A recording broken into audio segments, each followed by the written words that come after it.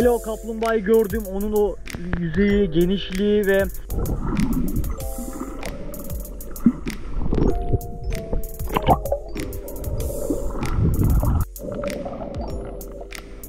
ya alt taraf ayrı bir alamet ya, baksanıza. Gerçekten hayatımda yüzmekten en keyif aldığım yerlerden bir tanesi. Endonezya Gili sahillerinden, Gili adalarından hepinize günaydın. Günaydın diyorum ama arada 5 saatlik bir fark var Türkiye ile. Şu anda muhtemelen Türkiye'de gece saatleri. Peki adada ulaşıma gelelim dostlarım. Adada ulaşım şu şekilde sağlanıyor. At kiralıyorsunuz. Arkada bir arkadaşımız atla geliyor. Ve bisiklet ve tabii ki yürümek. En güzellerinden bir tanesi. Sabah kalkıyorum, insanlar yürüyüş yapıyor. Aktivitelere erkenden başlıyor.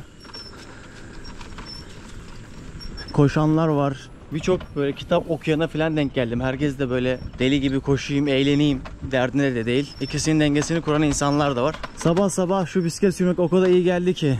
Burası batı istikameti. Çok güzel gün batımı oluyor burada. Bakın su çekilmiş. Ayın hareketlerinden dolayı gelgitler oluyor. Bugün suyun altına girmek istiyorum.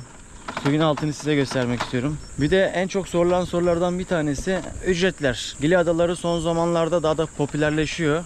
Burası Bali'ye değil Lombok'a bağlı. Yani birçok Bali videosu görmüşsünüzdür. Ben çok Lombok videosu görmedim ama Lombok'a yeni Bali diyorlar. Bali'nin daha bakir hali. Şimdi biliyorsunuz kalabalıklaştıkça insan, biz Bali'de yaşadığımız gibi bazen kalabalığın arasında sıkışabiliyor.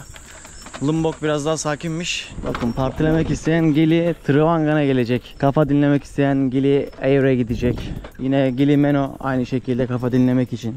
Dün bir takipçim sordu Instagram'dan. Ya 11 yaşında çocuğum var, onunla Gili'ye gelebilir miyim diye. Güvenlik açısından hiçbir şey hissetmedim. Çünkü burası küçük olduğu için bence halk kendi arasında otokontrolü sağlıyor. Tartışan, içip kendini kaybeden, etrafa sataşan görmedim. Ama şuna denk geldim. Şimdi buraya gelip insanlar eğlenmek için veyahut da işte kendi eğlence kültürünü yaşamak için uyuşturucu kullanıyorlar. Ne var? Adada Magic Mushroom var. Büyülü mantar dedikleri. Marijuana var. Bunları böyle sokakta yürürken falan satmaya çalışıyorlar size. Genel olarak ada güzel.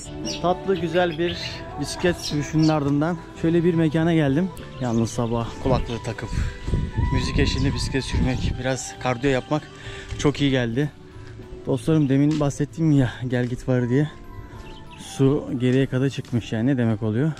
Şurada normalde deniz şurada. Denizin güzelliği de çok derin değil. Kaldırma kuvveti tuzlu olduğu için havayı da kaldırıyor. Yüzmek kolay. Ama gelirseniz şnorkelinizi yanınıza getirebilirsiniz. Veyahut da burada da ucuz gerçi. 35.000 rupi filan. Buradan da kiralayabilirsiniz. Burası Turtle Point olarak geçiyor. Yani kaplumbağaları burada gelip görebilirsiniz. Onlarla beraber yüzebilirsiniz. Tabi şuradan da hemen turlar kalkıyor. Birçok tur var. İşte kaplumbağa turu var. Komodo ejderi turları var. İşte karşı taraftaki Meno Adası, Air Adası'na turlar var. Günübirlik. Birçok turlarda katılabiliyor. Sabah turları, gün batımı turları. Yani yapacak o kadar çok şey var ki dostlar burada. Rahat. Bir hafta 10 gün şu adalarda vakit geçirebilirsiniz. Her gün bir aktivite yapsanız. Eğlence de var, dinlenme de var. Yemek de var. Şimdi kahvaltıya bakacağız. Bir de çok fazla rekabet olduğu için otellerin hizmetleri de yani iyi. Çoğunda zaten havuz var. Personel çok güler yüzlü, çok ilgili, alakalı. Good morning my friend, how are you? Good, and you? I am fine. Gelmişken dedim ki şöyle size menü ve fiyatları göstereyim. Bakın böyle bir mekan deniz kenarında. Güzel, temiz, nezih bir mekana benziyor. Fiyatlar neyden başlıyor? 50.000 ne kadar ediyor? 3 dolar ediyor. Yani 100 liraya taze meyve tabağı alabiliyorsunuz. İşte yumurtalı, tostlu bir tabak alabiliyorsunuz. Omlet alabiliyorsunuz. Makarnalar 80, çorbalar 45.000. Kulüp sandviçlerde 85.000. 90.000'ler var. 50.000 ile 90.000 arasında bir menü var. 3 dolarla 5-6 dolar arasında fiyatlar. Şimdi bu kardeşimiz Endonezya. You are from Indonesia. Evet, Endonezyalıymış. Which part? Lombok Island. You are from Lombok, right? Okay. Are you Muslim? Because Muslim. Because of many people Muslim. Yes. Good morning, bro. Good morning, bro. Many people Muslim here. Yeah, right. Because I heard because of that. Normally I am not asking the religion. Normalde insanlara inançlarını sormam ama burada genelde Müslümanlar. So how I can speak Indonesian? How I can say good morning? Morning. Selamat pagi. Selam. Good morning. Selamat pagi. Selamat pagi. Good morning. Günaydın demekmiş. Nasılsın? How are you? Apa kabarmu? Apa? Apa kabarmu? Apa kabarmu? I wanna say my name is Melih. Nama saya. Nama saya. Nama saya Acun. Türkiye. Hello. Nama saya. Nama saya Acun. Nama saya Melih. Benim adım Melih. My name is. My name is. Nice to meet you. Memnun oldum. Nama kamu siapa? O zormuş ya. Nama? Nama kamu siapa? Nama kamu siapa? Okay, nama kamu siapa? Acun. You. Aç. You. Melih. Lily. Yeah. You kamu. You kamu. Ah. Okay. Thank you so much. Yeah, thank you so much. Assalamualaikum. Aleykümselam bro. See you. Bye bye. Thank you. Lokal insanlarla da biraz konuşalım dedim. Yavaş yavaş tezgahlar açılıyor. Genel olarak Endonezya insanı böyle minyon. Bak, good morning. Aman kardeşim. Böyle şarkı söyleyen, yüzen, dans eden, hareketli, aynı zamanda böyle insani olarak bana hep iyi geliyorlar Endonezyalılar. Burada balıkçılık da yapılıyor tabi. İkinci olarak ne yapıyoruz? Her yerde bu tarzda palet ve gözlük bulabiliyorsunuz. Ne kadar diyor? Kişi başı ortalama 5 dolara yakın. Gili Travangan, Gili diyorlar. Gili Meno, Gili Air. Snorkeling tomorrow. He? Snorkeling. This. Tomorrow? With the boat or today? Today? Yeah, with the boat. What about price? 2 hour or 3 hour? 2 hour. Bakın 2 saatlik varlığımız. Restaurant menu. Buraya şeye gidiyorsun, Koral'a gidiyorsun, balık görüyorsun. Bu heykeller var ya, statü. Heykel, çok meşhur heykelleri görüyorsunuz. Sonra kaplumbağalarla yüzüyorsunuz. 2 saatlik tur, 3 saatlik tur, 4 saatlik tur. Fiyatları sorayım bakayım. 2 kişi 1 milyon You can see the 250 bin. statue, turtle. 250 bin, 80 dolar falan. 80 dolar. Çok pahalı bro, too much. Private. Ha, özel, private. Only you on the boat. İkiniz için. 2 kişi için diyor. This tip. 200. Public normali? More people. Ha, okey. Kalabalık diyor, 200 diyor. Around 50 people. Relax. 10 dolar 150 bin yapıyor, 13 dolar falan yapıyor. 13 dolar yapıyor. Var ya su cam.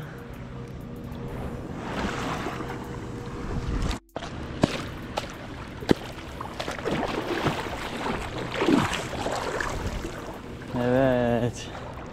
Bakalım kaplumbağa görebilecek miyiz? Bir de suyun altında ne var onu görelim.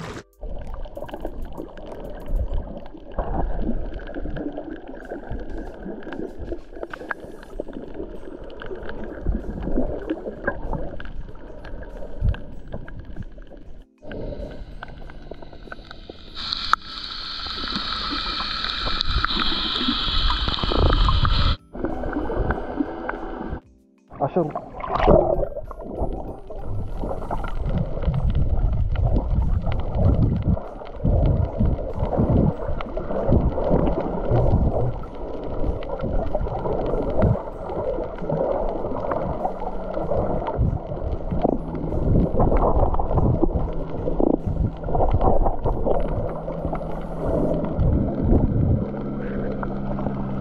Çok güzel bir kaplumbağa gördüm.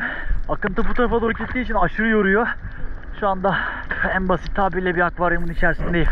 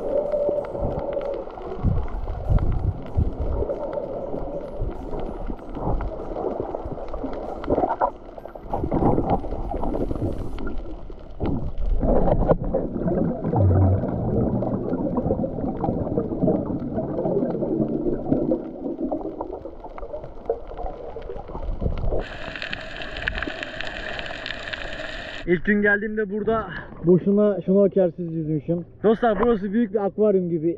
İç taraf çok parlak. Ya rengarenk balıklar var ve ormanda geziyormuş gibi hissettim. Hele o kaplumbağayı gördüm. Onun o yüzeyi, genişliği ve detaylı inceledim, detaylı izledim. Çok heyecan vericiydi. Şu anda çok mutluyum ya. Farklı bir aleme gelmiş gibiyim yani. Suyun yüzünde çok güzellikler gördüm ama suyun altında böyle berrak bir şekilde dolaşmak, o hayvanların rengarenk detaylarıyla beraber incelemek beni ayrı bir aleme götürdü. Bir de özellikle bir yere kadar geliyorsunuz, sonra şuradan sonra bir derinlik başlıyor, böyle çok dik bir derinlik. Orası da ayrı bir güzeldi. Benim daha önce bir akvaryumum vardı. Orada işte bu çeşit balıklar vardı. İşte prenses balığı, zebra balığı, kayıp balık Nemo vardı ya dostlar. Oradaki balıklar gibi birçok balık var burada. Çok güzel ya. Sudan çıkmak istemiyorum. Sadece böyle küçük bir şeyler ısırıyormuş gibi. Bakın şurada şöyle. Ne var bilmiyorum. Burada birçok plankton var. Belki onunla alakalı bir şeydir. Biraz dinleneyim, sonra bir daha gireceğim. Biraz hayallere daldım ve tekrar suya gireceğim. Şeyi sorduk bu arada. O bir yanma hissi vardı. Böyle sanki bir şey ısırıyormuş gibi. Onun sebebi de dostlar bu deniz analarının salgısı var ya, ondan kaynaklıymış. Onun içinde çıktıktan sonra sirke sürerseniz o yanma geçiyormuş ama denize girecekseniz sirke boşuna sürmeyin. Aynısını bir daha hissedersiniz. Belki o geçmiştir, o artık salgı mı değil, mukus gibi bir şey böyle. Şimdi tekrardan söylüyoruz. Abi sen ısırdı mı bir daha girince Sinan abi? Bir daha girince oldu mu? Ha, bir daha girince olmamış, sabah olmuş muhtemelen.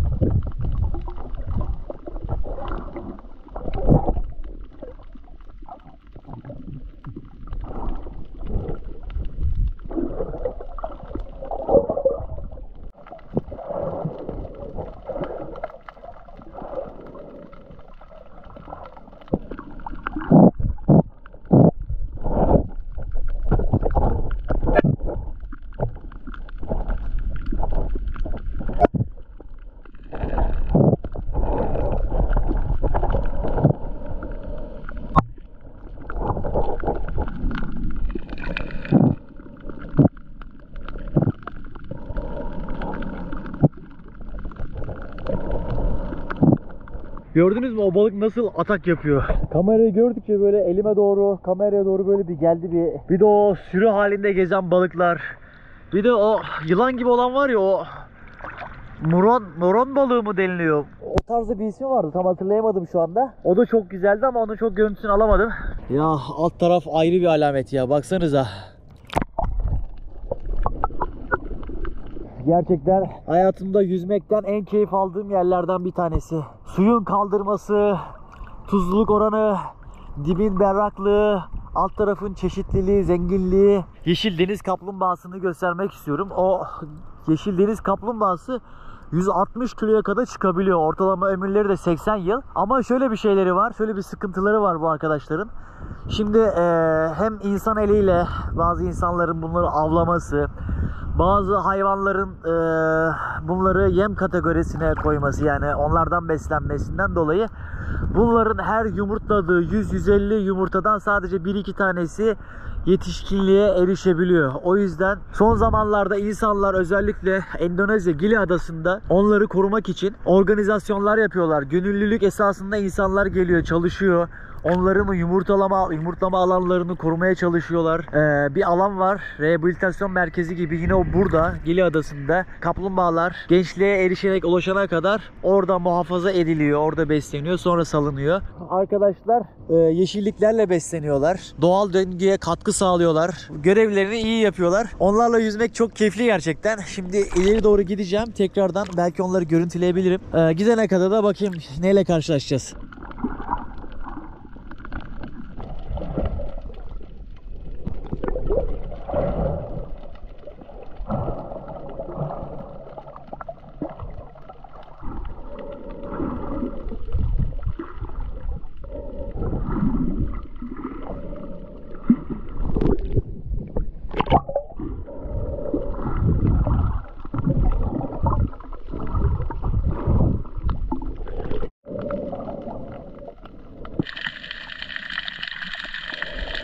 Muhtemelen kameramın sesi çok net değildir, yani mikrofondan dolayı, mikrofonu sık açtığından dolayı ses çok net değildir. Hayatta bazı anlar vardır ya, yani böyle iyi ki bu yola çıktım dersin. Öyle anlardan bir tanesiydi benim için. Abi bir kaplumbağayla yüzüyorsun ya.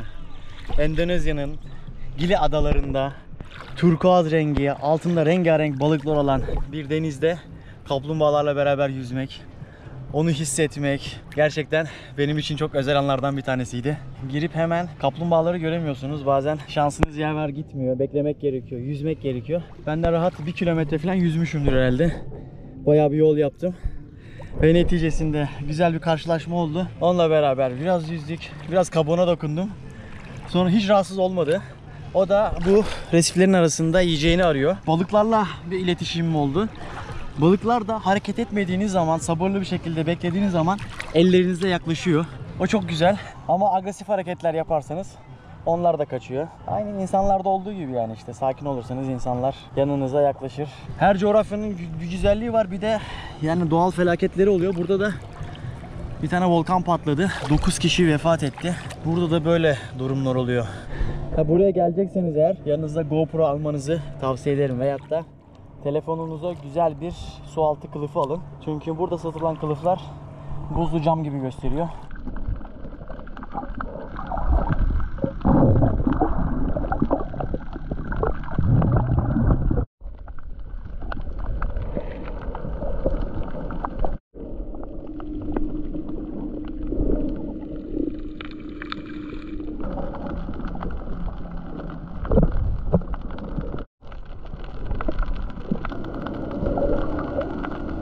Siz bu tarafta mı kalıyorsunuz?